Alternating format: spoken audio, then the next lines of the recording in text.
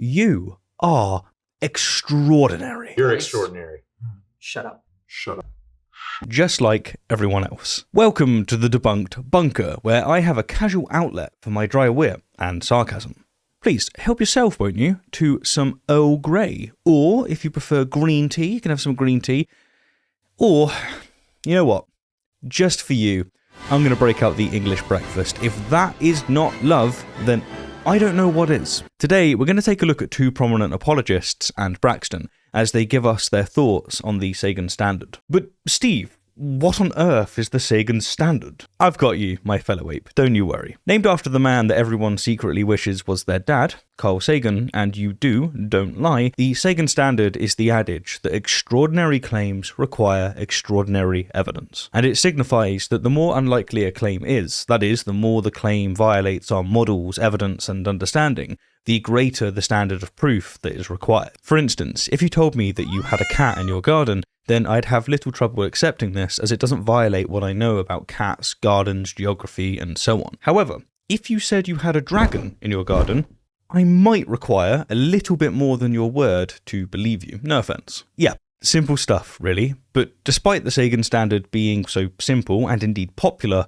we're about to watch apologists somehow fail to understand it. I swear, at this point, having a propensity to misunderstand things is the most important quality an apologist can have. All right, here's one. John, we'll start with you maybe if you want with this one. Have you ever heard anyone say this? Extraordinary claims require extraordinary evidence. For introductions, on the left we have John McCrae, who runs the channel What Do You Meme, and I've responded to him a few times on this channel, in fact. In the middle we have Braxton Hunter, who runs the channel Trinity Radio, who I responded to just a few days back, and on the right we have Michael Jones, who runs the channel Inspiring Philosophy. Yeah. It's been a while, though, since I don't deal with atheists that much lately. Yeah, that's fair. John doesn't tend to interact with atheists these days. Instead, he tends to focus on mainstream media, preaching to his almost entirely Christian audience. Basically, he gives surface-level responses, often theodicies, to objections that famous people either have or indeed haven't expressed. Be sure to check out my responses to John if you want to see what I mean. So, and I think it depends what they mean. Usually when I hear people use that, they're saying something subjective, where they'll Subjective? Really? say like, well, that's not enough to convince me, because like, what is that? Yeah, that's not enough to convince me, nor should it be enough to convince you, because of the extraordinary nature of the claim. Extraordinary evidence, right? Like, what do you consider that? Can we? It glows. Yeah, it glows, right? Yeah. Yeah, a cat in your garden chilling next to a fire pit that glows isn't an extraordinary claim, my dudes. So I guess like it depends on what you mean by that. Yeah, depends on what you mean, doesn't it, Jordan Peterson? Depends on what you mean by all the words. No, come on, it's a simple standard. Just as the extraordinary claim that there's a dragon in your garden whose fire breath glows, by the way, requires extraordinary evidence, so too does, for instance, the claim that an all-powerful, all-knowing, all-loving, disembodied mind impregnated a virgin with himself so that he could eventually sacrifice himself to save us from our great 6.5 hours later. great ancestors eating an apple from a tree, which caused us to somehow inherit their crime, which this all-powerful, all-knowing, all-loving, disembodied mind deliberately placed within their grasp. Yeah, religious claims are not just that there's a dragon in the garden,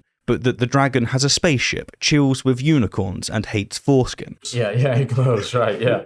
So I guess like it depends on what you mean by that, and I think that that's obviously not true. And What? It's not true that we need extraordinary evidence to substantiate extraordinary claims. Do you just believe any claim for no reason then? Of course you don't. For fuck's sake. so I guess like it depends on what you mean by that, and I think that that's obviously not true. And William Lane Craig and them have responded in terms of like Bayes and stuff like this too, where William Lane Craig? Really? We're talking about standards of evidence, and you reference Lobar Bill, the man who boasts that he'd maintain Christianity even if all of his arguments, including his arguments that rely on Bayes' theorem, turned out to be false. Right. Also, on the topic of Bayes' theorem, the whole point of Bayes' theorem is to demonstrate that a proposition is not extraordinary. So this completely misses the point of the Sagan standard. John has been asked what he makes of the statement that extraordinary claims require extraordinary evidence, and he's effectively responded by saying, No, it's not extraordinary. It's not true. I just don't think it's why I think that's the case on top of it. Yeah. What the heck is extraordinary? Oh, don't you start. Michael, you actually engage with rejoinders and so forth. Don't be feigning ignorance. What the heck is extraordinary? Is there a way to measure if it's extraordinary? Did it have a certain amount of extraordinary You're points? extraordinary. Shut up.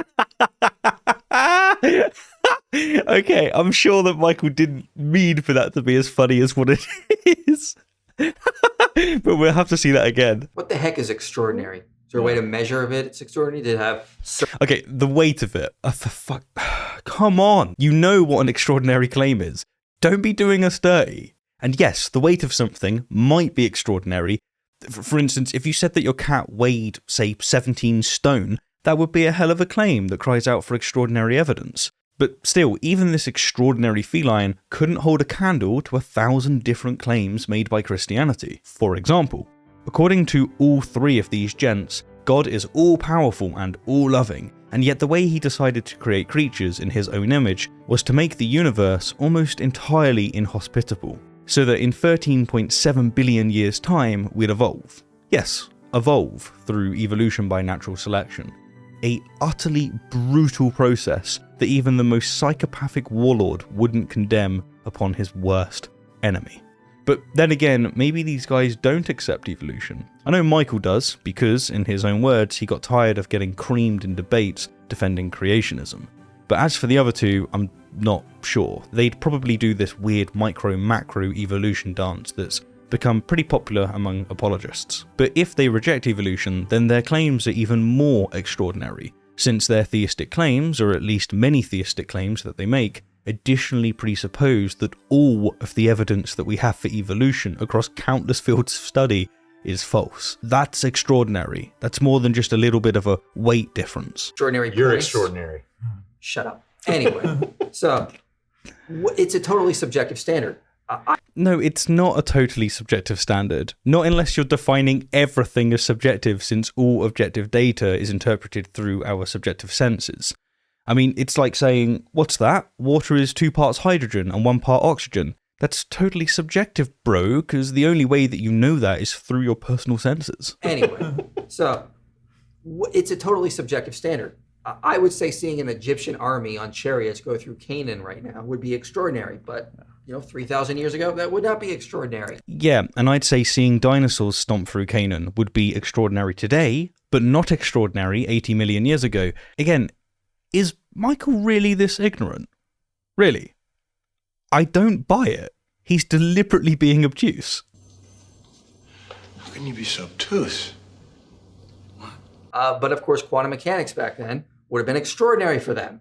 It's not extraordinary today. We have multiple experiments showing that. No, the claims of quantum mechanics are still extraordinary. They still bend our intuitions over a barrel, but we have extraordinary evidence to substantiate the claims. And since quantum mechanics doesn't call into question propositions that we're emotionally invested in, religion, we accept the extraordinary evidence. So extraordinary is totally subjective to the person. That's Yeah, Michael is, with glowing confidence, doing us dirty here. Rather than saying, for instance, yes, extraordinary claims require extraordinary evidence, but here's the extraordinary evidence.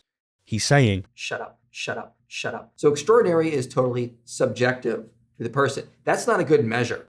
what?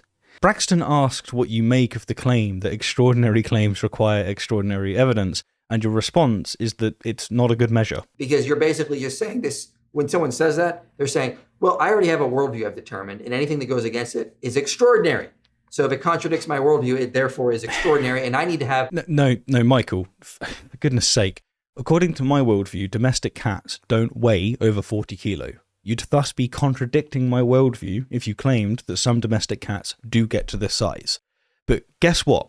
I'm not going to rule out such claims simply because it contradicts my worldview. I'm going to ask for proportionate evidence, and if you meet that burden, I'll change my worldview. Yes, any claim that contradicts my view of the world is going to need evidence to sway me. But the Sagan standard isn't claims require evidence, is it? It's extraordinary claims require extraordinary evidence. If you claimed that your cat resurrected, I'd demand more evidence than if you claimed your cat weighed 40 kilo. This is not rocket science. And if you claimed that your cat resurrected based on sources that were written down 100 years after the fact, I'd want some evidence. I need to have extraordinary evidence, whatever that is, to sort of refute it, which is not a good standard to measure anything that could challenge your worldview. Shut up. Shut up. You guys nailed it. What? What? You guys nailed it. Yeah, you nailed being obtuse, dismissive, and tribalistic. Well done. You receive no points, and may God have mercy on your soul.